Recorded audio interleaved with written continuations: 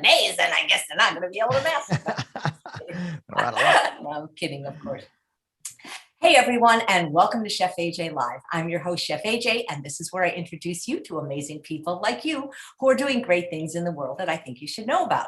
Well, today is day 5 of the Mastering Diabetes Week. We're having such a great time getting to know them and the coaches and what they do and their wonderful work. And I was just joking with Cyrus that if you can't master your diabetes in 7 days, then you probably can't master it. But of course, we're kidding. It takes a little bit longer for many people, but we know you can master it, if not completely reverse it, with the help of the wonderful team at Mastering Diabetes. So today we're actually going to have a cooking demo, and to introduce today's coach, here is Cyrus Kambata.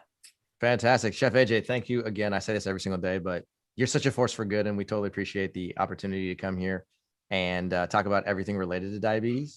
And we really, really appreciate the opportunity here. So thank you. It's been fun getting to know the rest of the team, because I've known you and Robbie for years and loved you, but I didn't realize how much went on behind the scenes. Oh, yeah. I mean, the nice thing is that the Mastering Diabetes operation has grown over the course of time, which is good because there's a lot of people who are for years seeking out. But I didn't realize how much went on behind the scenes. There's a lot of people who are seeking out, information about how they can transition to a plant-based diet specifically so that they can reverse insulin resistance and, be done with diabetes and just kind of wipe it off their medical record and be done with it. So, that being said, our team is expanding over the course of time, and we're very fortunate to be in that situation. And one of the most recent additions to the team is actually Wendi Sullivan. And Wendi she joined the Mastering Diabetes team, I want to say like it's September, maybe a little bit before that of last year. So we're sort of, 9 months into the process right now. And Wendi is an exceptional human being for, I don't know, I think I can list maybe 100 different reasons. But similar to Robbie and myself, Wendi's living with type 1 diabetes, which right there adds a significant amount of credibility because she's had to learn how to manage her own blood glucose for many years. In addition to that, she was working at a health clinic where she's a registered dietitian, and she's also a certified diabetes educator. And the combination of the two of those means that she understands food, she understands insulin, she understands diabetes, she understands insulin injections, she understands continuous glucose monitoring. She has personal experience with all of that. And the best part is that she's able to take that information and now apply it to other people who are both insulin dependent and non-insulin dependent. In addition to that, she's also just a wonderful human being. And we love spending time with her and not only learning about diabetes, but also about things like food prep, which is what she's going to be doing today. So Wendi, correct me if I'm wrong, but you're going to be talking about ways that people can create easy breakfasts and lunches without much hassle, that are low-fat, plant-based, whole foods, that are simple and fun to make. Is that right? That's right. So breakfasts are going to be much easier to make, but I do have some recipes for our lunches, and that's where batch cooking comes in. So we'll talk a little bit about that too. Yeah, and cool. Guys, if people want easy, delicious recipes, you have a wonderful meal plan that I subscribe to where you got fantastic recipes. Awesome. Yeah. Thank you for mentioning that. Yeah, we do have a weekly meal plan, which has 21 new recipes per week, every single week for 52 weeks. So that's literally 1,000 recipes a year. Right. And we're trying to variety on the plant-based diet. We're trying to dispel this myth that when you eat a plant-based diet, that it's boring. I mean, you've probably heard that. I don't know. I can't eat another salad. We're like, great, don't eat a salad. You don't have to eat a salad for the next year if you don't want to. Right. So point being is that Wendi is going to be the one to show you how to just like get rid of all the difficulty and just make it fast, make it efficient, and make it delicious.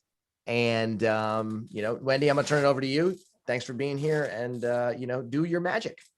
Thanks, Cyrus. I'm so excited to be here. So I dressed up for the occasion in my party dress because I felt like I was going to do a party with Chef AJ. So I'm super excited about that. So let's get started. So the easiest breakfast that I make actually comes from the freezer. And so I've got my little scale here because I only weigh one thing. I weigh one thing, and then the other things I measure out. So I start off with, as you see, I've got a ton of bowls over here. And these are my Fiestaware bowls. And this is what I eat all of my meals out of. So they're quite large. And if we compare it to the other bowl I used to eat out of, those are right here. Like this is your standard bowl. This is the bowl that I use. So just so you know the difference of the quantity that we typically eat here. So if I could have the camera come a little bit closer over here, I just want to show how I lay this out so people can see it. So Wendi, make sure you please, if you don't mind saying, when did you first get diagnosed with type 1 diabetes and how did you find mastering diabetes? And explain about the weighing and measuring, because in general, on a plant-based diet, we eat ad libitum, we tell people, but it's a little bit different when somebody has diabetes. Absolutely. So several things to answer. So how I got diabetes, first of all, it was 25 years ago, and I had been I'd been fasting. I'd been doing some water fasts, and I was just into health and holistic nutrition and was trying all these different things out. And I started losing weight, and I thought, well, that's just from the fasting periodically. But then all the other symptoms started to come. I started to have blurred vision. I always had perfect vision when I was, driving. And all of a sudden the stop signs were blurry. And I thought, well, that's odd. But I was super excited that I could fit into clothing, from from my high school years. Because I was 21 when I was diagnosed. And I was found in my apartment, actually. A gentleman that I was dating at the time broke into my apartment, could see me through like one of my windows. I was just sitting there. And he tried to help me. I couldn't really respond. I could only make sound. And when I woke up, like when I came to a little bit, I was in the ER. And it was similar to those shows where they have like the white light and you see like 5 heads around you. And I did have 5 heads around me and a doctor snapping his finger saying, Wendi, come stay with us. And I couldn't stay with him. So 3 days later, I wake up in the ICU and my family is surrounding me. And Wide World of Sports is on. Remember that show? Yeah. My dad was a sports guy. And my first reaction was, what are they doing here? Because they live 3 hours away. And that's how I found out that I had been diagnosed with type 1 diabetes. My brother, it was before the HIPAA laws, my brother came in and he'd asked about the labs, like, what are these labs? And they said, these are labs of someone who's passed away. Like, all of them were in the tank, no sodium, no potassium. And I was on a potassium drip for a whole week while I was in the hospital. So that's how I got diagnosed. But the best advice I got was from a nurse educator who came in and said, learn more about diabetes than your doctor knows. And I really took that to heart. I mean, my previous life was, I was going to be an opera singer. So I was going to school to learn how to sing, and this kind of dashed that because it was so difficult to eat and and to sing, and there's a lot of timing involved. So that's kind of what inspired me to become a dietitian. And from there, I volunteered at the diabetes clinic. That is where I ended up working over time. And then I became a certified diabetes care and education specialist as well. So very passionate about diabetes. And this whole time, while I've been working, so it's been about 14 years that I've worked with diabetes specifically, that this whole time I've been looking for what works, what diet really works. Because when I started teaching the original diet, it's a low carb diet, really. And it's higher fat and higher protein. And I decided, well, if I'm going to teach somebody how to do this, I should myself, practice what I preach. So as I started doing that diet, my diabetes got worse and worse. I had to give myself more and more insulin.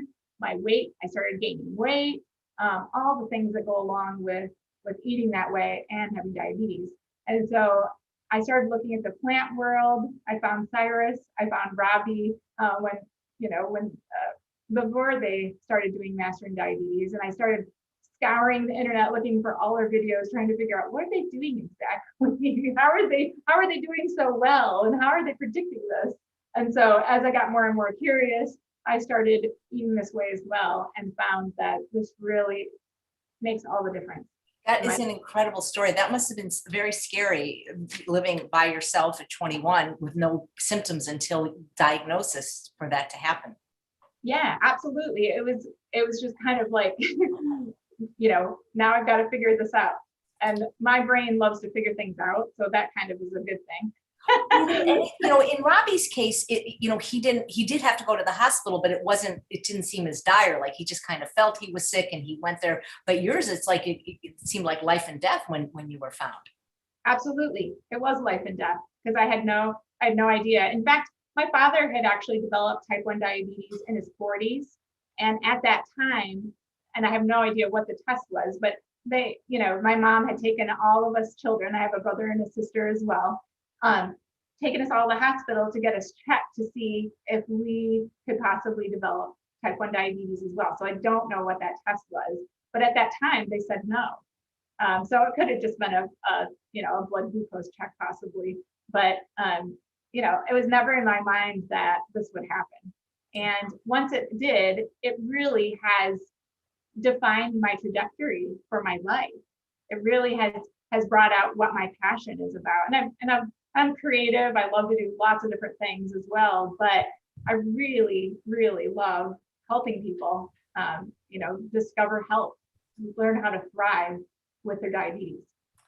How long from the time you were diagnosed till you found Robbie and Cyrus? Oh gosh, it probably was, that's a great question. Maybe, I think I found them about 5 or 6 years ago. So about 20 years into my diagnosis. Wow. And so that's just amazing. And the reason I asked that is to show it's never too late. That's right. It is never too late. Yeah. I mean, that whole time I was doing everything I could, and where I work, it's where my doctor was as well. So we had provider section and we had the diabetes education area. So I felt like I was in a good place. And yet I felt also a lot of time like I was failing, like I just wasn't doing good enough, even though I was doing everything I was told to do. And of course, knowing what to do as a certified diabetes educator, still feeling like it wasn't enough to keep my blood glucose level and to keep my weight down as well. And I really noticed things like waking up in the morning was painful. I would feel pain throughout my whole body. I would force myself to get up, force myself to get ready for work. I mean, it was a constant, like just pushing myself all day long, even though my blood glucose looked fine. I might have been running in the 100s, maybe 102 or in the 90s, and yet still just no energy, just not feeling well. And I even like to talk about, like, my husband really loves to run. So he'll do a 2 or 3 mile run, and he was always trying to get me to go with him. And so I'd be like, oh, okay, finally, after a week of him asking, I finally would go. And I would find, like, the first half mile, I could do okay. But after that, I couldn't talk to him anymore. Like, I really had to concentrate on this easy run to be able to finish it. So, and now it's no problem at all. Now we can talk the whole time. I have tons of energy, and I'm not getting up with pain. I'm not forcing myself to do anything. I'm just able to naturally get up. So it's really that decrease in inflammation from eating all this nutritious food. Wow. So it's interesting because the diet that you were given when you were first diagnosed wasn't probably as delicious as the one now. And you said it actually made you gain weight. That's interesting. Yeah. Yeah. Well, I mean, it was higher fat, lower carb. There was you were cut off at a specific amount of carb. And most people know this number. They usually get told 45 to 60 grams of carb is the amount. You don't go above that. Where with mastering diabetes, there's some meals we're eating that are around 130 grams of carbohydrate. And just pardon me, I have a puppy. We love puppies. We love puppies. Once in a while. Feel free to bring the puppy on anytime. We love Okay. puppies. So I'm guessing I was watching this TED talk that's got like 8 million views with this doctor that's promoting a high fat diet for diabetes, and it even if it does work, it just doesn't seem as satisfying to have a life without carbs. I don't think it is, and I really think the carbohydrate really is where your body gets your energy. It's where you get your fuel from. And so if you're not, and really it's what the brain loves. The brain loves carbohydrate for fuel. So if you're not getting enough of it, it kind of explains where brain fog comes from. and where like why your muscles might be hurting, because your muscles store carbohydrate. They store it in the form of glucose, but they're really storing that energy. And if you're not getting enough, that's where the issues start coming with. That's where, pain starts coming in. And, a lot of those products cause inflammation. So once I switched to this way of eating, it was kind of like, oh, I never want to go back to feeling bad. I always want to feel good. That is fantastic. How did you find Robbie and Cyrus if they had not yet even had their program? So they were doing different things. At that time, I believe Robbie had a pretty good social media. Like he's always had pretty good social media, but I think I found him on, I think it was Facebook. I think I found him, or I think I found YouTube videos. I was actually doing a talk at the local university here, and I was looking for a day in the life of somebody with type 1 diabetes. And so he had quite a few videos that he posted of day in the life and what he ate. So that's what I was looking for. And once I found him, I was like, who is this guy? What's going on here? And then Cyrus was featured on something else. I can't quite remember what it was, but he was doing I believe he was doing some podcasts at the time. And I think I heard him do an interview or something like that, but that was quite a while ago. That's fantastic. So back to what you were doing, because the reason I wanted to explain is you are measuring certain things. And in general, on a plant-based diet, we don't measure, but it's a little bit different when somebody has insulin-dependent diabetes, right? Absolutely. Yeah, you have to know how many carbohydrates you're eating, because we all have what's called the insulin to carb ratio. So we know how much rapid-acting insulin to take based on how many grams of carbohydrate we're eating. So since we have a ratio we're working with, if we know the total amount of carbohydrates that we're eating, so for example, the meal I'm about to show you is about 112 grams of carbohydrate, and it's about 4 grams of fat. The reason why we want to know that is we're always looking at keeping our fat content to about 10%, in that 10 to 15% range for the whole day. So we always want to know that. And then knowing that total amount of carbohydrate, if we know that, then we'll know based on the ratio that we have for that specific meal, we'll know how much insulin to give ourselves. Right. Now, if somebody's in the Mastering Diabetes program, but they're not type 1 or they're not on insulin, do you still have them measure their carbohydrates, at least at the beginning? Absolutely. Absolutely. Because I want to make sure they're eating enough. And typically, we don't look at calories. We usually just look at grams of carbohydrate and grams of fat. And based on the amount of grams of carbohydrate, that helps me to know, are they eating enough calories? Great. Sorry, well, I didn't mean to interrupt your recipe, but I just thought it was important to set the stage for why you're doing what you're doing. Yeah, that makes sense. Thank you. Of course. So I like to go to Costco, and so this is a breakfast based on fruit I buy at Costco, basically. So Michigan is where I'm from, and I can't get a lot of ripe mangoes, but I like mango. So I've got a nice bag of frozen mango here, and my camera, my husband's helping me here with my camera.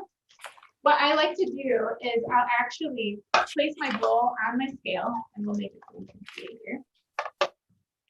And then I turn it on. That way I don't have to do what's called the tare. The tare just zeroes it out for you. And I like to do about 330 grams of mango. Let's see, hopefully we have, and let's see here. We almost are there. 26, 34, we're so close.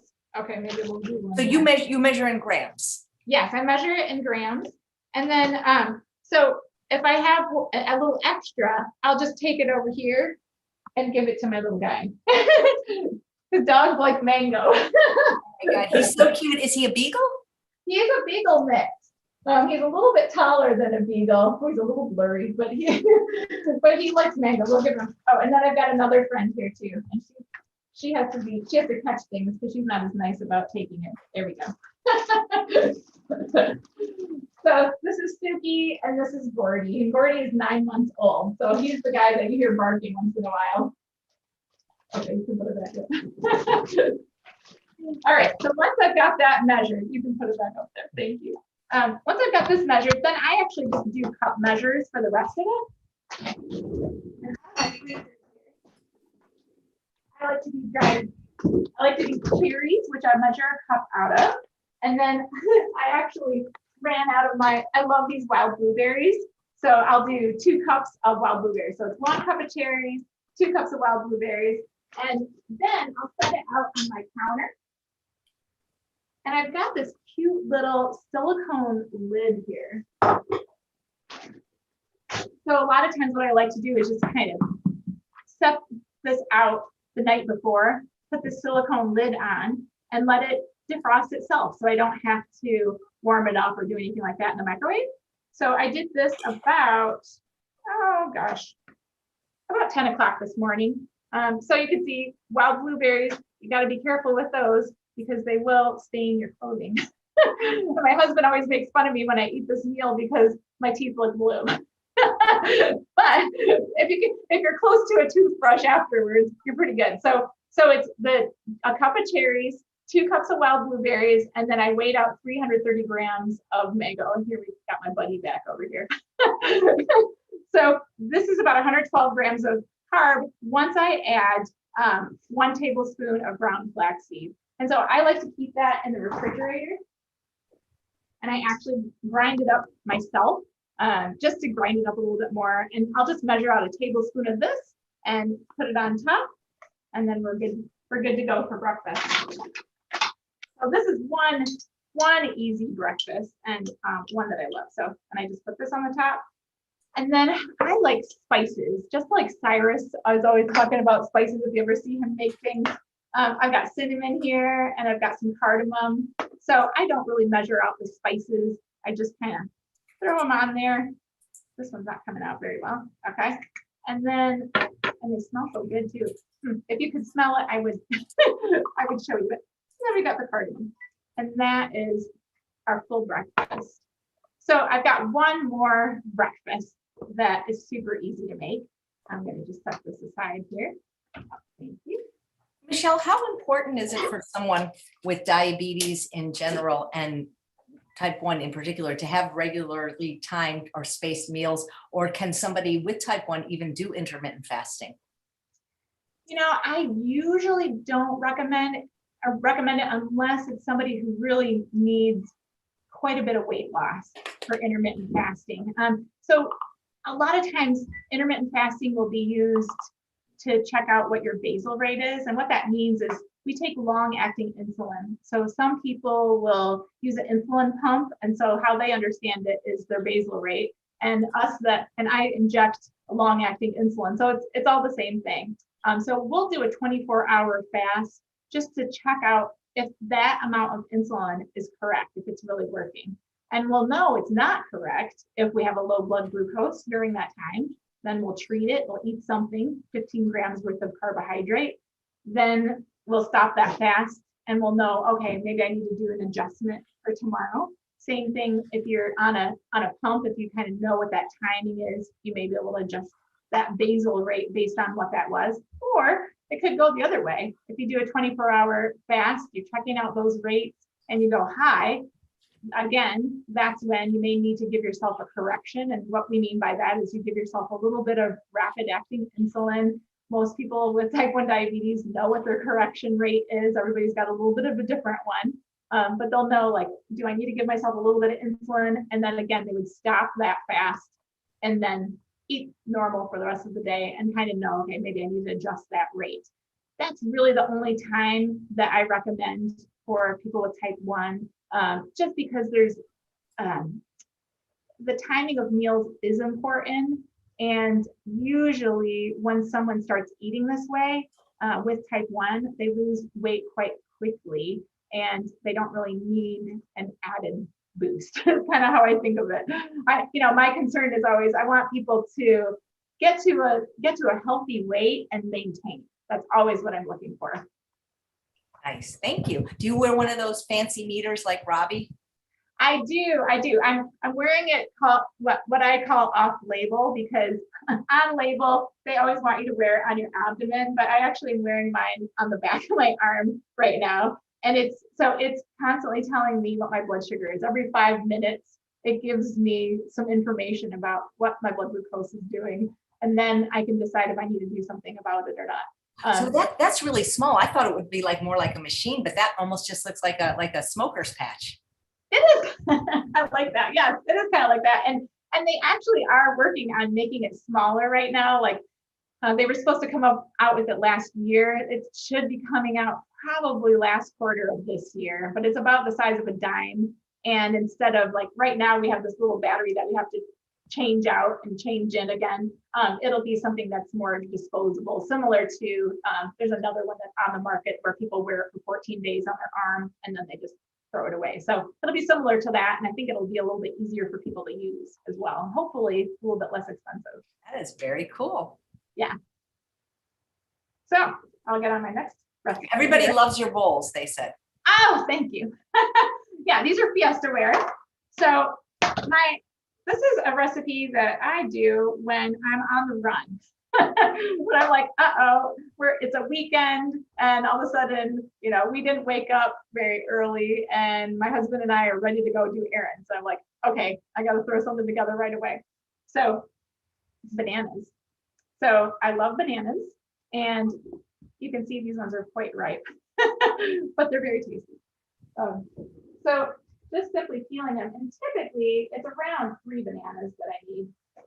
A lot of times I might, depending on how fast I need things to go, I might not even do this step of kind of cutting them up, but I just use my regular knife from my drawer, cut them up a little bit like this. And it's usually around 3 bananas that I need. These ones actually are a little bit smaller, which is why I always weigh, because sometimes you get larger bananas in the store and sometimes you get these smaller guys, and I need to make sure I get enough carbohydrate. That's really the deal. So cut these up real quick. We're at about 155 grams. I might need to actually do all of these. And then I always like to add in a couple of dates with this, and cinnamon is one of my favorites. So I'll cut these up real quick. I bet people that really believe in the low carb approach are like a type 1 diabetic eating bananas. That's it's against the law. Well, it's not against the law. I'm here to tell you, you can do it. You can do it. It's just getting yourself more insulin sensitive, and it takes some time. It's not something that happens overnight. Right. That's why it's so important to work with a coach like you, or someone on the Mastering Diabetes team, because as Cyrus explained, at first their blood sugars will go up, but that doesn't mean they're not going to be able to do this or not getting better. Absolutely. Absolutely. And that's exactly what we find, and it continues to get better. Even after a year, it continues to get better. So usually we find changes happen really quickly in the first week, first 2 weeks. Lots of changes with how much insulin is needed for the amount that they're eating. And people are pretty good about it. And I do recommend, don't just start eating 130 grams of carb if you've never eaten that much. Maybe you start at, 70 and see how it goes, because you'll need to adjust the insulin. And there's that possibility of giving yourself way too much insulin if you're eating higher carbs. So you gradually increase it. And I really recommend 1 meal at a time, especially for us type 1s. 1 meal at a time, where maybe you just work on breakfast for a couple of weeks, maybe a month even, that's okay. And once you've got it down, you have some variety, then you start adding lunch, because so many adjustments are needed. And I'm always looking at safety. It's all about safety. It's not about getting low blood glucose and having to treat it all the time. It's about how do you help stabilize it so that you feel good. I'm just going to wipe my hands off real quick. I'll just read a comment from Lori. She says, wow, I love Wendi, a fellow plant-based RDN. I was shocked when she said she didn't find Robbie for 20 years. What? I thought she was about 25. I love it. Well, that is one awesome thing about eating this way. Your skin gets so nice, and you have so much more energy that, I feel like I'm 20. Right. I'm glad I'm not 20, but I feel like you remind me of Katie May a little bit. Kathy says, agree, she looks like she's in her 20s. And Elizabeth says, I don't know if you know the answer to this, but how many calories a day do you eat? Oh gosh, I do know the answer to that, because we always recommend that app Chronometer. I'm not sure if you're familiar with it, but it's kind of like any of those apps like the MyFitnessPal, or there's all different kinds out there where you kind of track what are you eating? So really food logging every single day. So I typically am between 1,600 to 2,000, and it really depends on how active I am that day. So today I ran 2 miles and I walked my dogs, and it's very rainy out, all in the rain, which is why my hair is up, because otherwise it'd be out to here. Wow. That's great that you have a dog that will go out in the rain. We moved to the desert and it's rained twice in 3 years. If my dog sees a little tiny spot of water, she'll just freeze. She's such a princess. She cannot get wet. I love that. It's so funny. So Linda goes, so you count your carbs, and maybe explain that again. That we're not doing it for reasons that other people do it. It's for people that are on insulin. Yes, I'm making sure that I'm counting carbohydrates because I have an insulin to carb ratio, which means, for example, I'll just throw one out there. For example, a 1 to 30. So what a 1 to 30 would mean would be for every 30 grams of carbohydrate I eat, I give myself 1 unit of insulin. So if I'm eating like 90 grams of carb and I'm 1 to 30, then I'm calculating like how much insulin do I need to give myself, which would be 3 units, I believe. And that's pretty good because I'm horrible at math in the head. But that's really why I'm counting carbs. I know it. I already have predetermined ratios, and we work with a tool as well. So we use 2 tools. We use the chronometer, and then we have decision trees as our other tool. And we use that to be able to see, what do I predict my ratio to be based on yesterday? Now, activity can make a change in that. Like I mentioned, today I ran 2 miles and I walked my dogs. Or yesterday, all I did was walk dogs. So there may be a difference in what my ratio needs to be today. And so I'll predict, like, I think that this is where my ratio needs to be. I'll give myself that amount of insulin, and then I'll wait 2 hours, check my blood sugar, see where it is. And based on that, that'll give me information on, did I predict it correctly? And if not, maybe I need to adjust it a little bit. Maybe it needs to be increased if I had to eat something in that 2-hour window, like a date or something like that, to bring my blood glucose up. I might need to actually increase that ratio. So it's all about figuring out those ratios. And you're right, this is where coaching is really helpful, because as people make these lifestyle changes, and I really look at it as it's a lifestyle. A lot of people with type 1 diabetes look at, first of all, that this chronic illness is a burden, but they also look at it like, there's a lot of limitations that are put on people with type 1 diabetes as far as what you can eat, because if you're always looking at that blood glucose, that's where eating something like this seems ridiculous to a lot of people if they've never tried this method, because this would cause really high blood glucose and they wouldn't be able to bring it down for a period of time. And it's because of insulin resistance. So we're always working with these tools. And as a coach, I'm always helping guide people little steps at a time so that they can understand exactly for themselves. The whole idea is to empower people. So over time, they really understand, how do I adjust my own insulin? How do I balance things out myself? How much do I need to eat myself? People really start to understand that over time, and then it just becomes second nature, which is awesome. Nice. There's a question from Kate, and she said, what size is a portion should you eat for breakfast on the last dish? Oh, what portion? The whole thing. That is the whole breakfast. So all of it is my answer. Okay.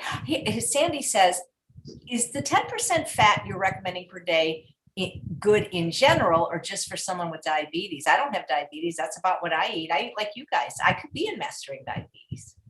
Yeah. It's something that you don't have to have diabetes to do this. And I actually have a lot of people, even with pre-diabetes, that once they've reversed it, continue to eat this way to prevent it. So it really ends up being a way of eating to prevent health complications in the future. Really healthy for heart and for reducing risk of diabetes if you've got type 2 or pre-diabetes. Terrific. I was wondering, Wendi, it says you're an RD, but what's the CDCES stand for? Yeah. So it's called a Certified Diabetes Care and Education Specialist. And they just changed that name of that credential. It's the same thing as a certified diabetes educator. And I think what they were trying to do is trying to show the importance and kind of give a larger scope of what it is that a diabetes educator does, because it is a lot of care. It is a lot of helping people to understand what do their medications do, how do you take them safely, how to be safe, and also how to eat and how to navigate, these different instruments that we use, such as all the different insulin pumps or different types of syringes that are out now. It's really, an adjunct to someone going to the doctor, because in the doctor's office, you might get that 15-minute possibly visit, but you're not really getting information about like, how do I take care of myself? And that's where a diabetes educator is helpful to get a little bit more information and understand like exactly what do I need to be doing to take care of myself. Great.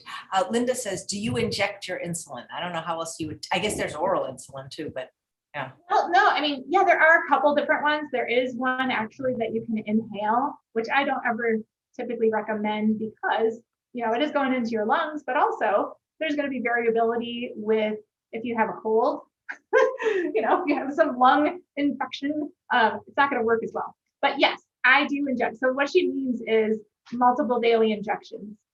So yes, I give myself multiple daily injections. So I give myself 2 insulins. I have a long-acting insulin and I have a rapid-acting insulin. So I give myself the long-acting insulin in the evening, and then I give myself the rapid-acting insulin every single time I eat. So breakfast, lunch, dinner. And then the other way would be an insulin pump. And so insulin pump only has rapid-acting insulin in it.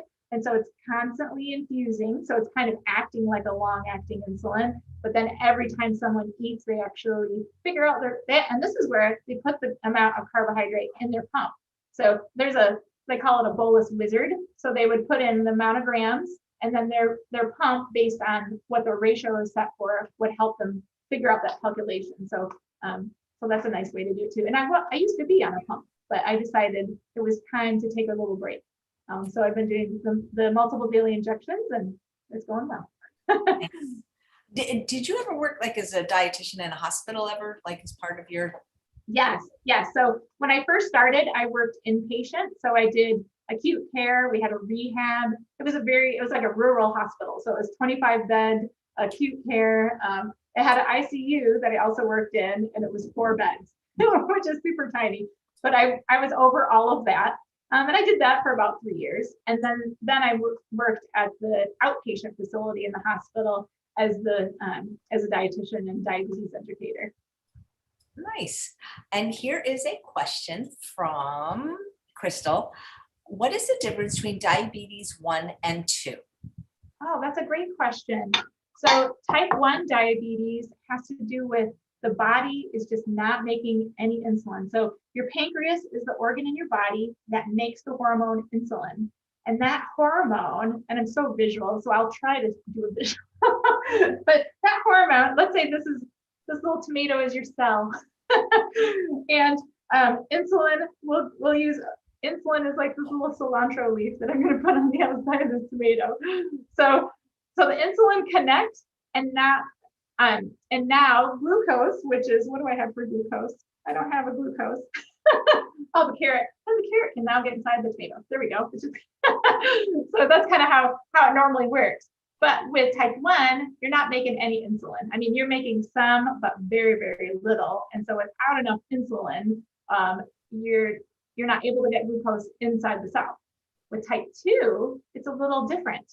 Type 2 has to do, and this does affect type 1 as well, which is why I talked about insulin resistance. But type 2 primarily has to do with insulin resistance. So you've got this little cilantro leaf, but these guys don't get along. This guy gets held away. He's like, I don't know who you are. I'm not going to join your team. And the insulin's like, okay, well, I'll just keep making more to try to bring the blood glucose down. So it means that you've got high levels of insulin in the blood, but it just can't do its job. It can't be like a lock and key system where the insulin attaches like a key, and then that opens up the door for the glucose to get in. So that's primarily the difference. And like I said, that can happen with type 1 as well, which is why I say you're going to do this with type 1, you go slow because there is some insulin resistance. If you've got extra body fat, that usually means that you've got insulin resistance. And that means that as you do this type of eating, over time, you won't need as much insulin. Your insulin needs will decrease for sure. Great. Thanks for explaining. Yeah. Hope you like my tomato self. You're adorable. That's fun. So I had the bananas. We weighed those out.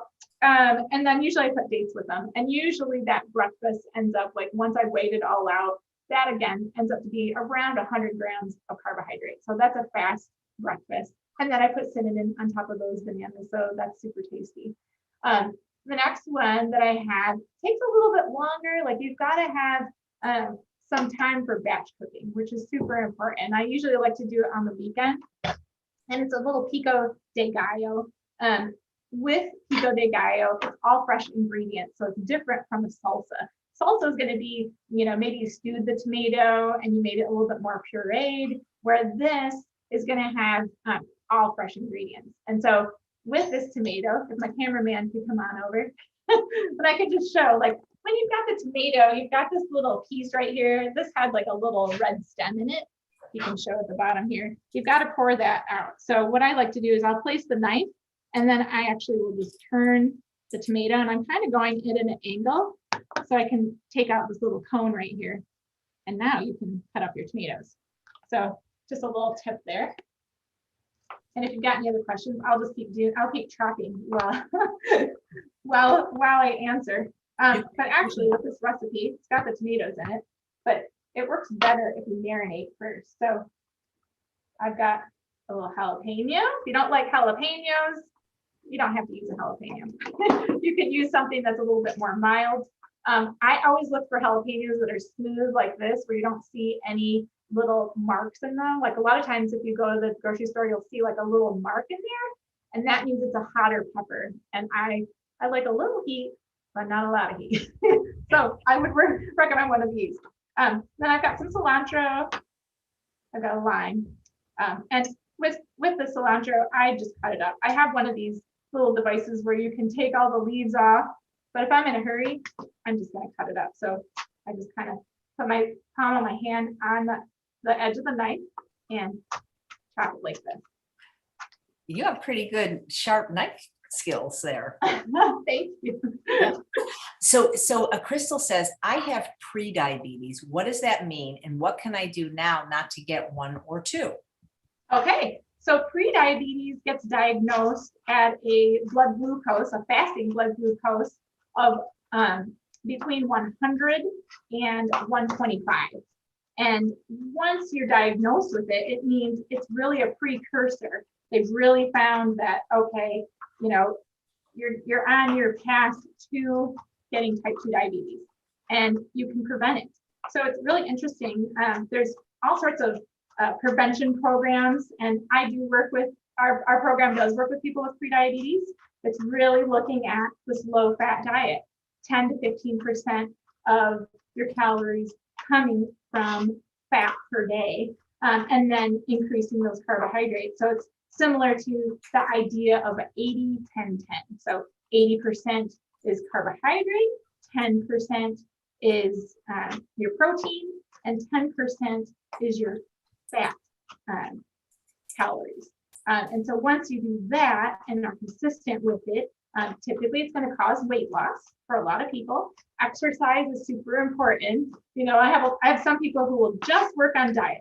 That's all I'm going to do, just work on diet. Well, they're missing out on a piece, because if you're not using your muscles, like if you use your muscle, I got a little bit of muscle here.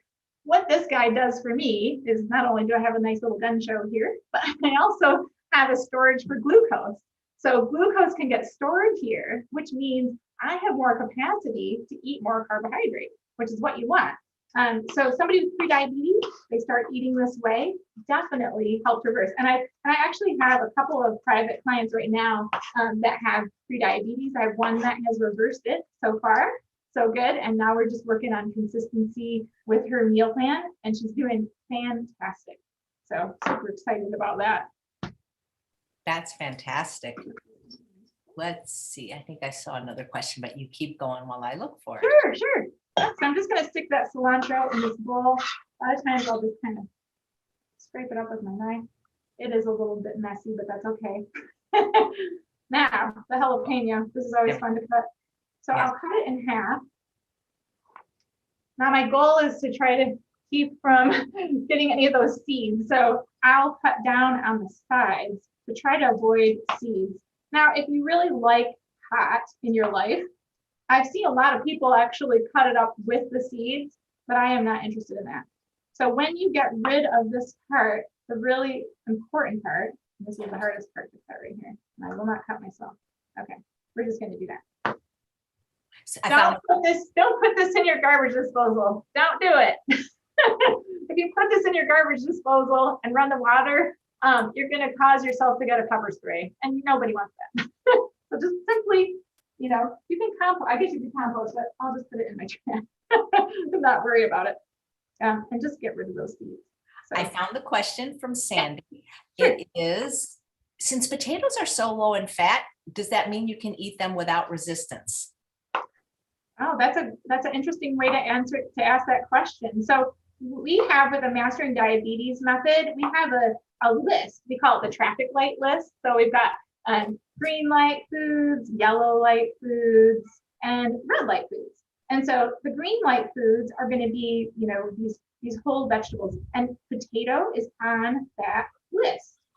So it's looking at how do you make sure to eat more of those green light foods more often.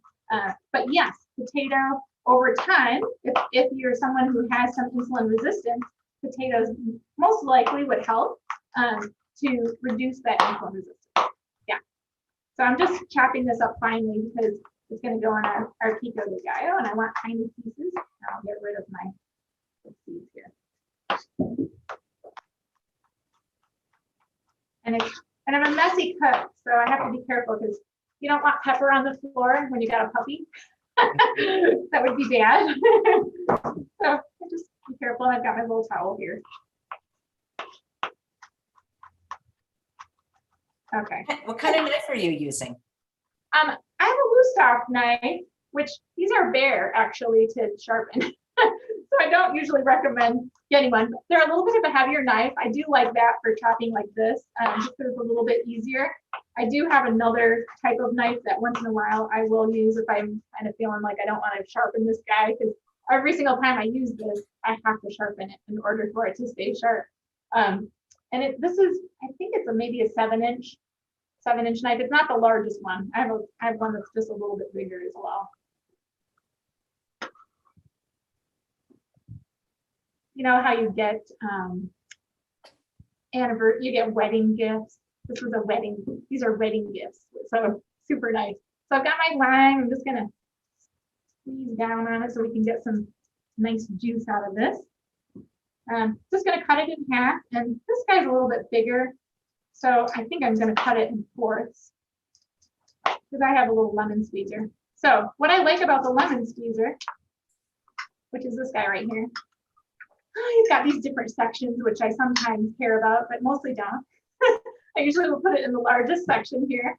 And then, this is a really great hand exercise. So I'm just gonna squeeze it into my bowl where I've got the cilantro and I've got the jalapeno. So sometimes I need 2 hands. Typically I do, because it's really, this thing's hard. But I'm getting some exercise when I do. So why not if you're in the kitchen? And then I just throw it over into my sink over there. So I just got my little four. So we're doing a whole lemon in here, or I'm sorry, a whole lime.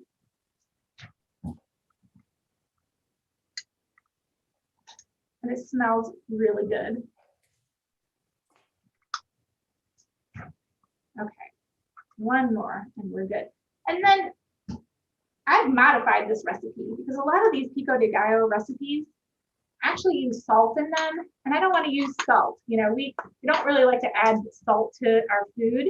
So I measured out about 3/4 of a teaspoon of nutritional yeast, and I'm going to use that as my substitute. So I'm just going to pour that in there. Get my little spatula here. Get the rest of this out.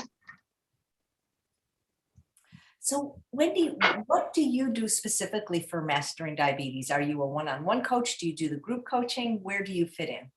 Yeah, so I fit in lots of places. You're so adorable. Thank you. I just love you. You're so, I don't know. You're just so, you're so happy. Thank you. Yes. I mean, often people are asking me, why am I so happy? Especially when I worked at my other job, like, why are you so happy? Were you And just I said, born this way? Because you're just, were you born this, wired this way? It's just fun. I just feel like I'm in a better mood talking to you. Oh, I love that. I love that. Before we did this today, I normally, like, I don't know if you saw my kitchen floor, but my husband and I picked out our kitchen floor. It's these porcelain tiles, and they're kind of sparkly. And so when I picked it out, my husband's like, you want a disco floor for the kitchen? And I was like, yes, I want a disco floor. So we have a speaker in here. And so before you and I started talking, I was busy jamming to my music. And that's typically how I cook. I usually have music going on in the background, super happy, a lot of fun. And, I'm always looking at, like, the whole idea with diabetes is that I want to thrive. That's my mantra. And so that's where the happiness comes in too.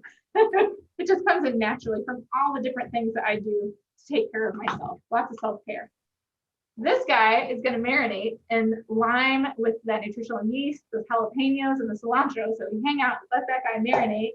And now I have 1 million tomatoes to chop up. It's about 1.5 pounds of tomatoes to chop up.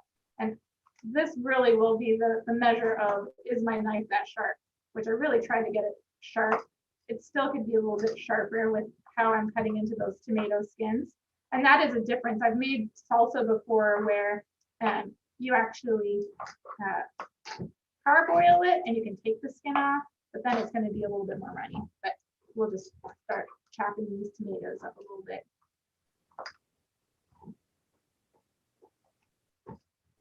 Just like this. I do think it's important to have some music in the background when you're in your kitchen. I kind of think of you're infusing your food with joy. So why wouldn't you want to eat that? I always talk to my husband when he makes something for me that I can taste the love in his food. And it's kind of similar to, like, when you're young and you go back to your mom or dad's house, like somebody who's always cooked for you when you were little, that their food always tastes better, even if someone else made it, just because they're infused with love. They're excited that you're coming to visit. So you want to think of when you're preparing your food, rather than it being a burden, that it actually is kind of fun. It's a time for play. And that's what I'm big on about playing. If you can play at anything, you're going to have a much more exciting time, more fun anyway. And you're going to enjoy your food a lot better too. Absolutely. You got type 1 diabetes at 21. I think Robbie said he was 20, and both of you had family members that had it. Do you think could it have been possible, like, let's say you guys had found out about this diet from birth, that you may not have gotten it? Like, what did the doctor say about the reason that it manifested in you guys in your 20s? What's interesting is they still don't know what causes it. And so that's the issue. I mean, there is that possibility. I also have what's called celiac disease. And so that means I can't eat anything with wheat, rye, or barley. So it's why you see all this gluten-free stuff going around. But it doesn't mean I eat processed food. I'm still eating whole foods. And they do say that people with celiac, it's a higher prevalence in people with type 1. And perhaps there is some sort of gene, how do I want to put it, expression that perhaps I had celiac first, which caused the type 1, was one theory that I was told, but I just don't know. This eating this way, no matter what, whether I would have gotten type 1 with it or not, still the healthiest way to eat. Just like I said before, not eating this way is going to cause my body to feel horrible. Lots of inflammation, and I like to have energy. I like to be able to do all the things I want to do. Thank you. Nice. All right, we're almost done with all our tomatoes here. And Wendy, will you be giving us the recipes that I can put in the show notes? Absolutely. Absolutely. Thank you. So guys, I'm sorry I don't have them right now, but come back and check and I'll have them. The show notes are what exists right under the YouTube video. So if you're watching on Facebook, please come join us on YouTube because we have so many more people watching there. We have like a little fun party chat going on. But I told a few of my friends to come join us. They said they would be here. I don't know if they've said anything, but Name one of their first names and I'll tell you if they're here. let's see here. Luana was one. Luana, if you're here, make yourself known because sometimes they could be here, but not necessarily posting, you know? Oh, I see. Yep.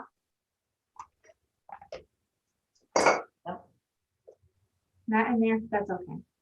Lissa says, I think a dose a day. Lissa says, I think a dose a day of Wendy is now on my list. And it says her happiness is infectious. And Robert says, do you coach type 2 diabetics as well? Yes, I do. I do. Currently, my majority of people that I coach do have type 2 diabetes at this time. But yeah, I coach everybody. And I absolutely love it. I find that, you know, one of the most exciting parts about doing private. So I didn't answer your question fully of all things I did now that I remember. So I not only do private coaching, but I do small group coaching. So I do small group coaching for people with type 1 diabetes. And then I also help with the coaching for the gestational program, women who have gestational diabetes, or if they have type 2 or type 1 diabetes and are pregnant. We do have a program for them, so I help with that. And then we also are working, I work closely with Kylie for our kids club is what we call it. And so children with type 1 diabetes and their parents come and we have a whole lot of fun just talking about ways to take care of yourself and just talk about, you know, the logistics, how to make life easier. So I'm just going to take all these tomatoes, put them in here. They're getting a little wet. And then how this works best, and usually I would have cut these tomatoes a little bit more, but you know, we only have so much time. so I've got my tomatoes here. They look lovely. You know, if you don't want to use tomatoes for this recipe, you can actually use mango instead. So you could use a fruit instead of using tomatoes. Because, you know, tomatoes right now, they're in Michigan, they're not really in season yet. It's going to be a while. So these are some hothouse tomatoes. And then I'm going to take my mixture that I just marinated and I'll mix it in. And then how this tastes best is actually stick it in the refrigerator for about 15 minutes. And then what I like to do with this, so now you can see we've got some beautiful colors. We've got the green in there. The jalapenos are in there. It smells lovely with the lime. Once we've marinated this, I'm going to put this, thank you. Ta-da, here's another one. So this one, what I typically like to do, I bake some potatoes. And I bake potatoes in the Instant Pot that I got over here. How I like to do it is I'll actually take this little trivet, this guy right here. This kind of comes with your Instant Pot. I'll put it in the bottom. I'll fill it with a cup of water. I'll put it on the saute at high for about 3 minutes. So then you start to see steam coming out of the pot. So we're actually steaming the potatoes. Then I've got this actually happens to fit right in my Instant Pot, which makes me super happy because it's just a strainer. But I will put this with the potatoes into my Instant Pot. And then I set it for about 5 minutes. And then after the 5 minutes, I allow it to do natural release, which on an Instant Pot, what that means is you wait about 10 minutes. And if that little plug doesn't go back down, you release the steam and then you open it up and then you're good. Then you've got your baked potatoes already. And I will send those instructions with my recipe for this as well. So then I just take my baked potatoes. I did some red baked potatoes. I grab another one of my bowls and I have made a disaster over here. So I'm going to clean this up with this towel. There we go. And again, I would weigh these out to see how many carbs. I'm figuring out how many carbs does this have in it. So normally I would weigh these out, but I'm going to make this for my husband for his lunch because he hasn't had any yet and he doesn't have to count. So I would do about 3 potatoes. I like to cut them a little bit, so I just cut them in the center. And these guys are cold. When you were following the approach that was given to you at the hospital, the high fat, like what kind of things were you eating? Like what did they tell you to eat? Just eat a lot of meat and avocado and nuts and just don't eat any fruits and vegetables and grains? Yeah, I was eating a lot more processed food. Breakfast would have been probably toast. You know how avocado toast has gotten so popular. I probably would have eaten something like that, but not very much. Maybe I'd have 2 slices of toast with avocado on it. That would be breakfast. Compared to what you see, what I eat now. Lunch would have been a tiny salad with some garbanzo beans and some craisins, those little cranberries. They have a little sugar on them. So I would probably have that. Again, not very many carbohydrates. It probably would have been about 45 to 60 grams.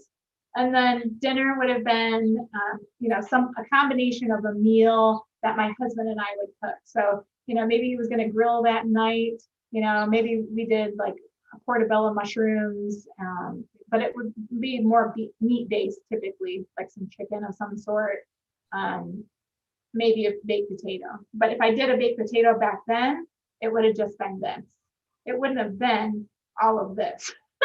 So there's such a difference in how I eat now, and that's why I bought these bowls because I was using like 2 or 3 of those smaller bowls that I showed you earlier, and I'm like, well, I can't eat like this. This is silly. I need it all in one, all in one spot. So normally I would do this. I would put some of the salsa on it. I'm going to heat these up later for my husband, so I'm not do that. But I would just drizzle this on. It would be a warm meal, and then I would put some greens around it as well. And the greens always help with adding some fiber, adding lots of nutrients, and they actually help with keeping your blood glucose from spiking as high. So we always recommend handful. You could do a handful with that breakfast that I showed you, as well as any of the lunches that I'm showing you this afternoon as well.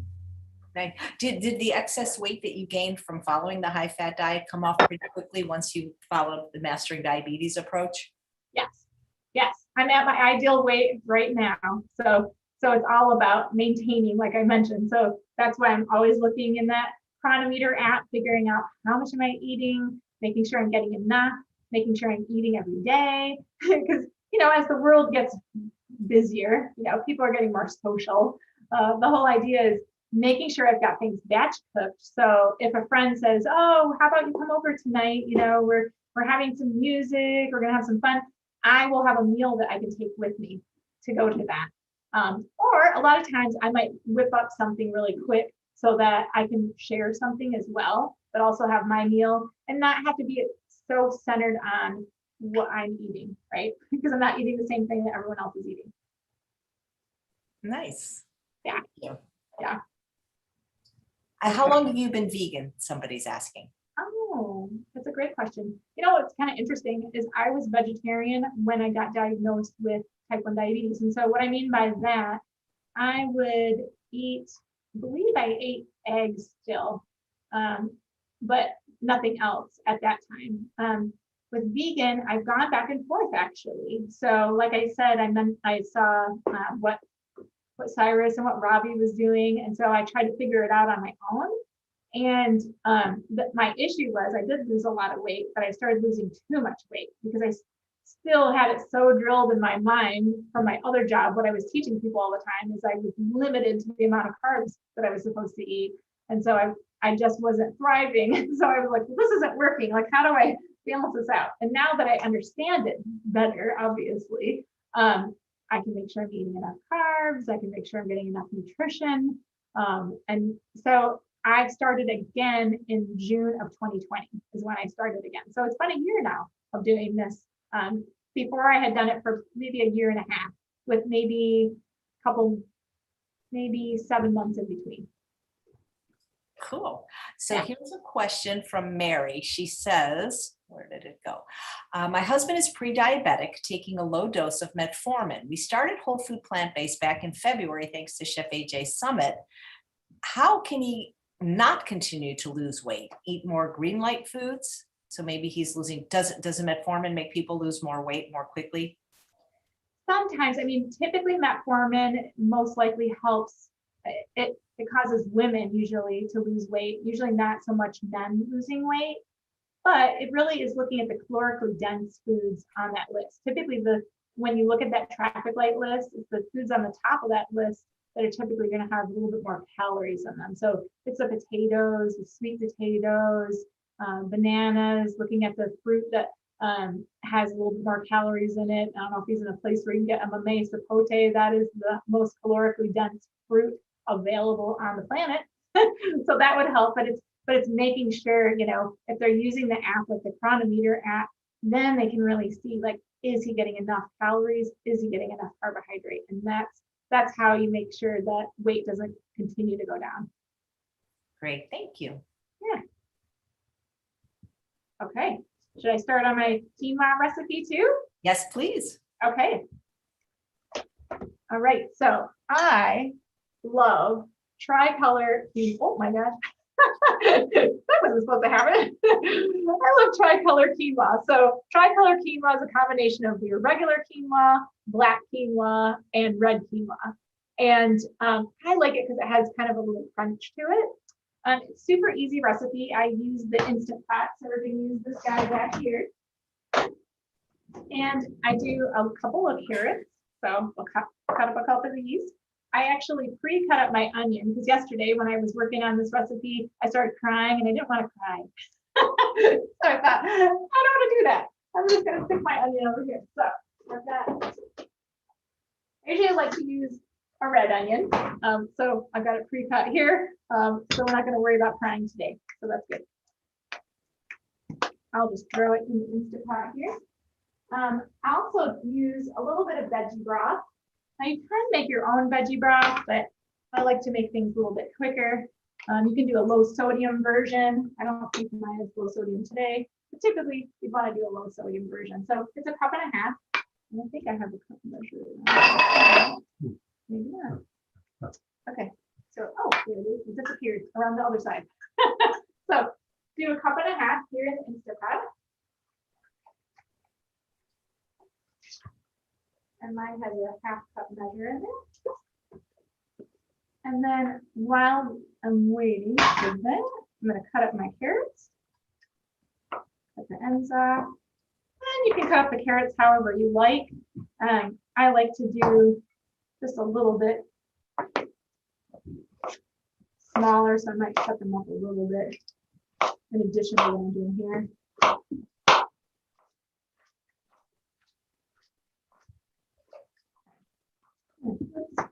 Now they all roll off. So the dogs will be happy because my dogs actually really like carrots. So carrots are okay for dogs. Does your husband eat like you? He does.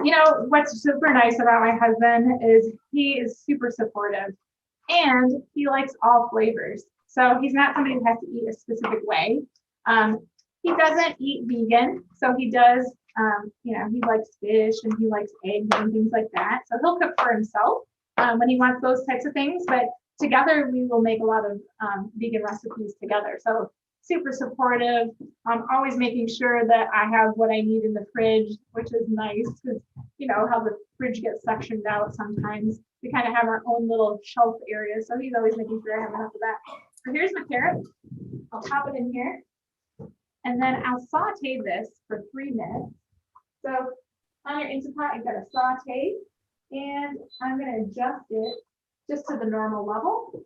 And I'm just going to put my kitchen timer on here. For 3 minutes. So you allow the onions to get a little bit soft. It allows the carrot to start cooking a little bit. And then once that part is done, we'll put the quinoa in. And then I also got some spices. This spice actually has some quinoa in it as well. For me spilling it, but a little bit of thyme and a little bit of oregano. So about a 1/4 teaspoon each. We'll pop that in there. And then this meal is a combination. So then I'll start to make a sauce for this meal as well. And then I like to do lots of greens with this meal. Super tasty. And like I said, if you batch cook, you can double this recipe. You may have to adjust your herbs a little bit just so that it doesn't go overboard. But you could double the amount of quinoa, because I'm doing about a cup's worth of quinoa here. But you could do 2 cups. I have done that in the past. And that does help with, if you're batch cooking, you've got more meals for the week as well. That's fantastic. Thank you. This has been wonderful. All right, we'll get rid of this guy. And then I always like to add beans. So I've got some white beans right here too. And I'll just measure out probably about a half a cup with this meal. So these are like the Great Northern beans. And I like to cook those in the Instant Pot too. But once you've got all your ingredients together, you can freeze beans. They usually last for about 3 days in the fridge. You don't want to let them hang out in there longer than that. They'll start not being good anymore. But you can put them in the freezer. I'll show you the bags I freeze mine in.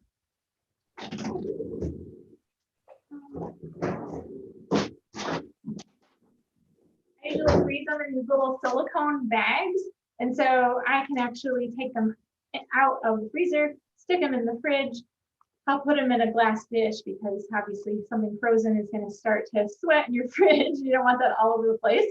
But you put that in there, and then usually by the next day, it usually does take a whole day for mine to thaw out. Or you can, sometimes I'll put them in the microwave and auto defrost them. That will then make a super nice meal. So I'll combine things together, typically. Nice. Yeah, those are the permanent type of Ziploc bags, right? Good what?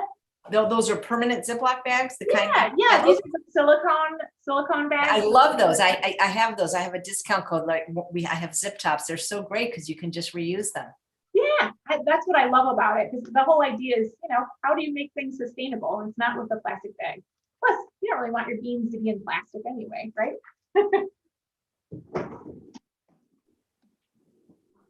There. I've got some friends here, so I'm going to give them some carrots while we're sitting here.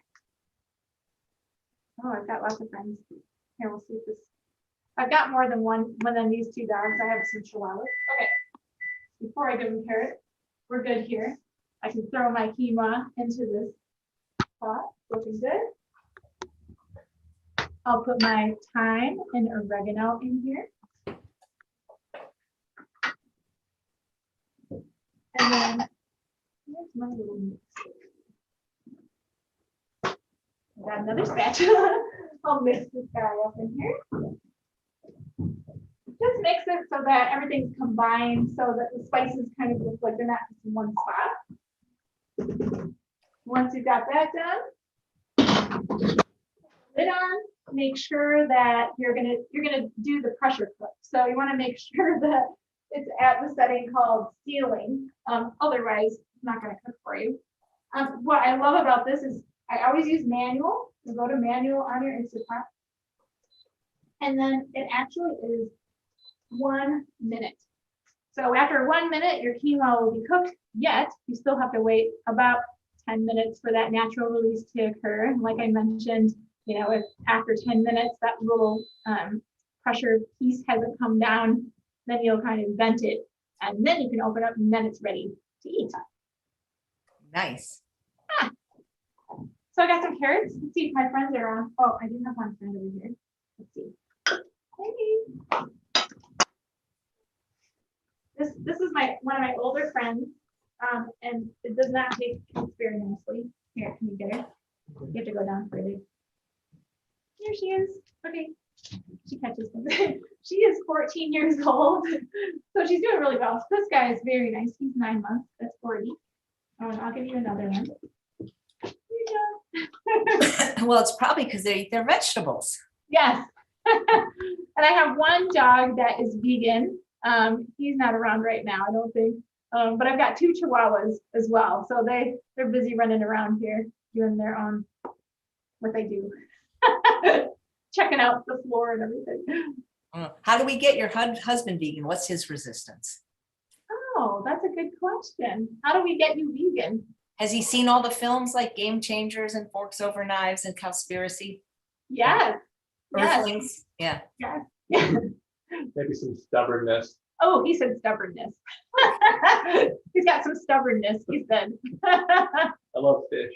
Oh, and he loves fish. That's the problem. Well, maybe he should read Jonathan Balcomb's book about fish. Oh, there we go. Yeah. He just gave me a face. He gave me like a.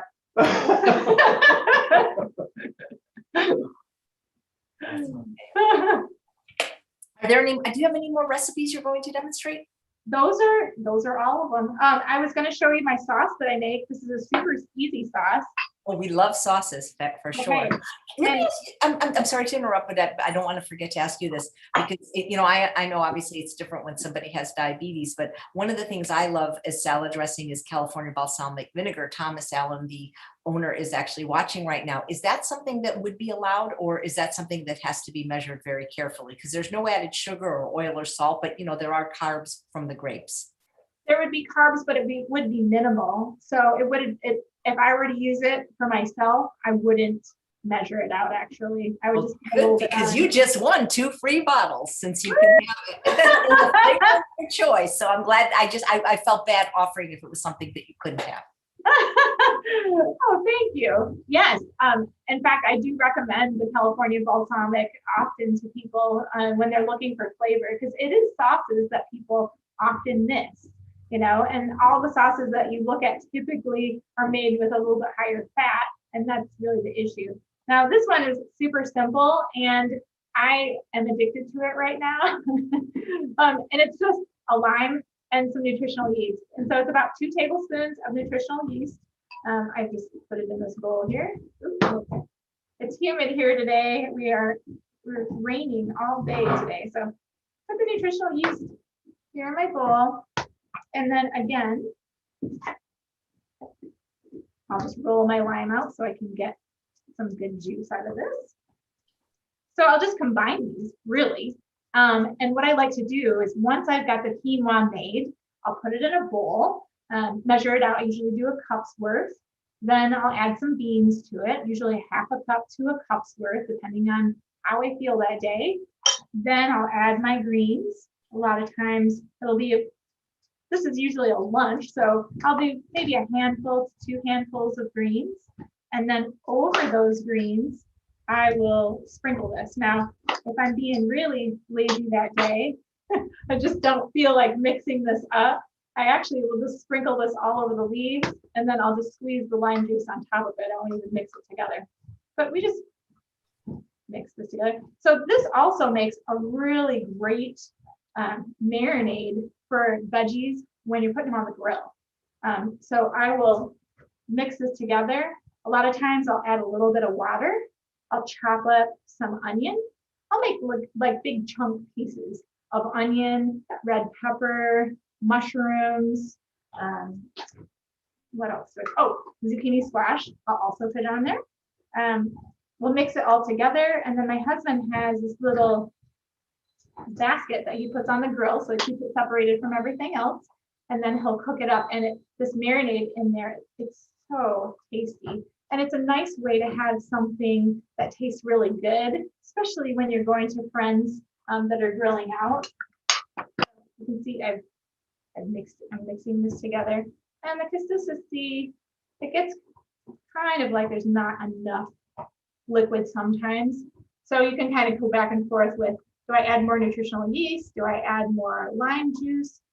A lot of times I won't add more lime because I've already put 1 in there, so it's pretty strong. So I'll add a little bit of water in it. And then once I've combined it with this meal, so it's combined with the cup of quinoa, a ½ a cup to a cup of beans, then I've got the greens, and then I've got this little sauce, and then I kind of put it all in there together. What I also like to add with this is I have this Bragg's sprinkle 24 herbs and spice seasoning. It looks just like that. And I'll add that on top of it sometimes too. Or another one that I will add is, have you heard of Oasis? They make a hummus and they make a baba ganoush. I'll take 2 tablespoons of that baba ganoush, which is eggplant based, and I'll combine it with this lime and nutritional yeast, and that is super tasty. And you can put it on the beans and the quinoa and have your salad with it too. So super easy, and you can have these things in the fridge already. this is already done, and now it's just waiting for the natural release on the Instant Pot. So we've got about 9 more minutes before that happens. Yeah, it hasn't released yet. And then our quinoa will be done as well. So I did pre-make a quinoa, so we can kind of take a look at what this whole thing looks like. Because it's always nice to see the visual. So the sauce sounds delicious. People really are loving your dress and some people want to know where you got your dress. Oh, well, in Michigan, there's a super cute store called Haystacks. And they have them all up north. So what I mean by north is Petoskey, Traverse City, Sutton's Bay. Oh yes, and my husband showed me, us in Michigan always like to use our hand for the mitten. It's up in this section up here. And there are these women that sew all different clothes. It's usually patterns like this. And this is actually a reversible dress. So it actually has a whole other pattern. Oh my God, that is a reversible dress. So you could come on the show again and wear the same dress and we wouldn't even know it. Absolutely. And then their signature is they always have like this little, I don't know what they call this when they sew it on the outside, where it kind of has like a little, I don't know. Well, it's darling. Daza says, what size Fiesta bowls are you using?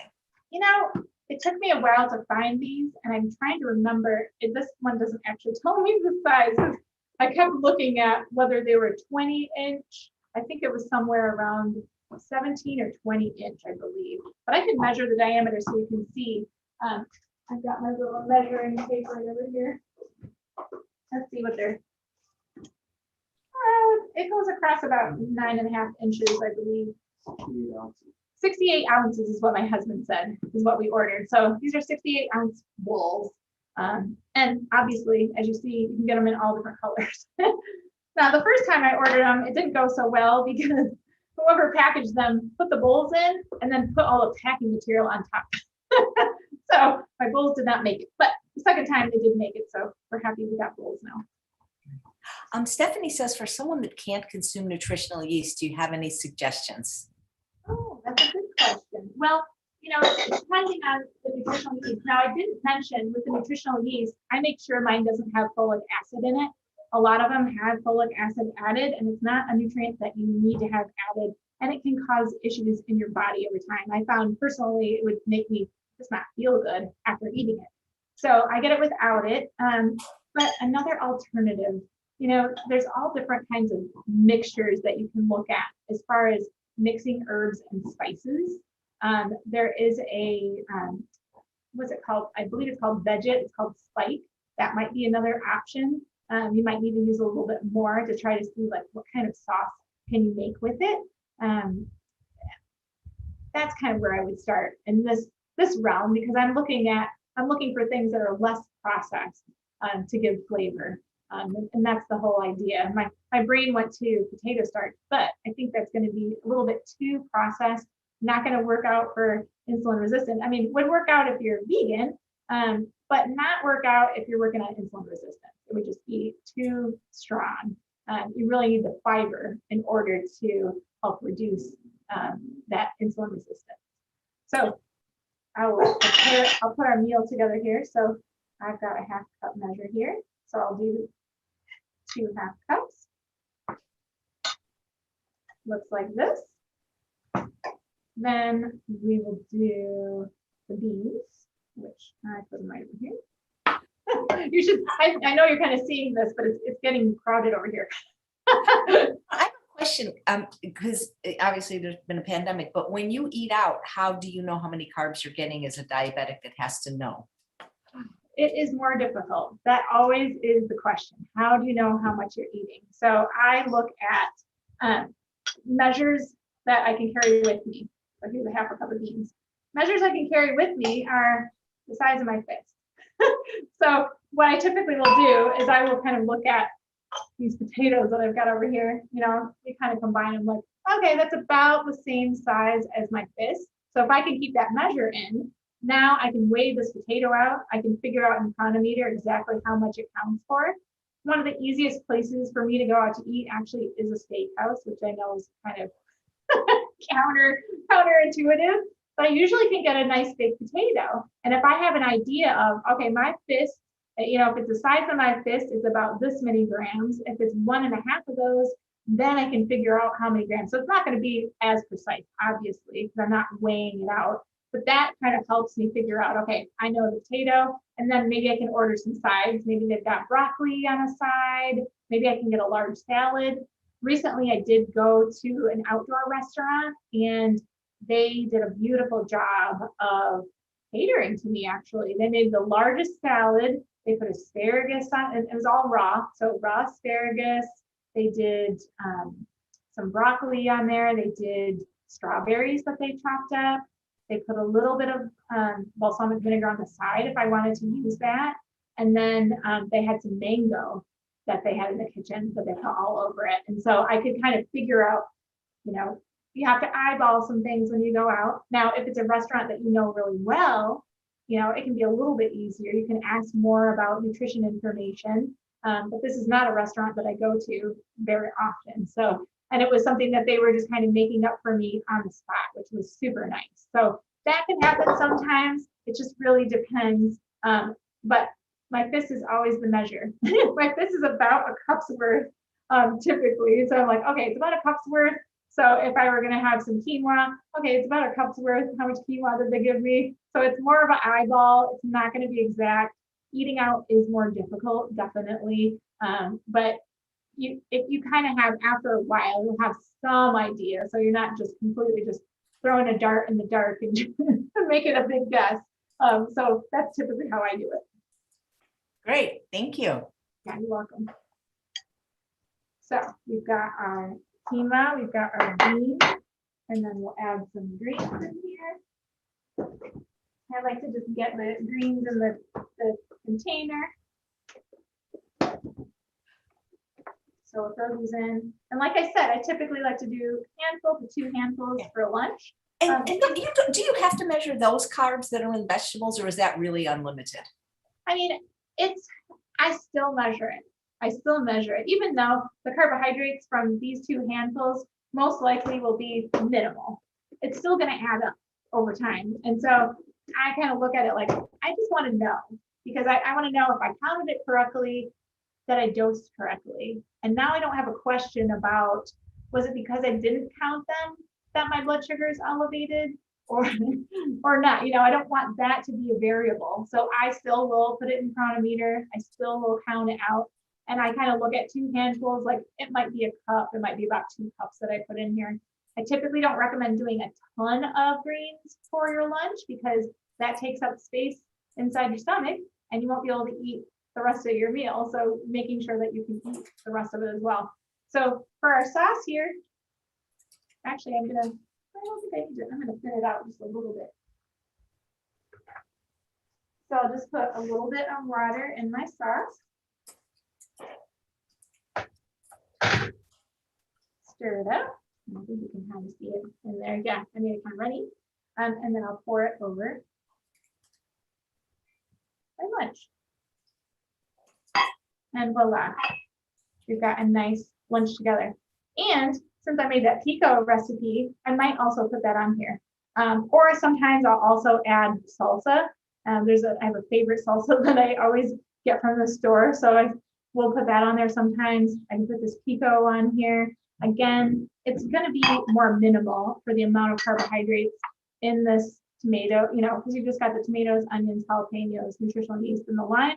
So it's not a lot, not real high carbohydrate, but it's still going to count a little bit. And so I'm always looking at, I want to make sure I know how much I'm eating so that I dose correctly. And that can matter because if my ratio isn't working, I'm going to decide, like, do I need to change it afterwards? Nice. Is that all you have for us today? That is what I have for you today. Yes. Fabulous. Thank you. I almost feel like saying Wendi Sullivan, making diabetes fun. That's fantastic. Yeah, this was a fantastic presentation. And can you believe we're going to have another one tomorrow? One of your other coaches, Michelle Davis, is going to be doing a cooking demonstration called Lentiful, all lentil recipes. Awesome. Yes. And she's awesome. You'll have a good time with her tomorrow too. But so far, this has just been a fabulous week. Thank you so much, Wendy. You're a wealth of knowledge and you're just a joy to be with. Thanks, Chef AJ. I appreciate it. My pleasure. And I'm going to be working on your husband, just so you know, having him watch Seaspiracy and My Octopus Teacher. I love it. All right. But he must be great or he wouldn't have you for sure. That's true. I love all your dogs as well. And thanks all of you for watching another episode of Chef AJ Live. In about 90 minutes, we have a bonus show today. We have the founder of the date syrup that I love Date Lady, Colleen Sumbly, and she is going to be making a delicious chocolate mousse. Thanks again, Wendy. Take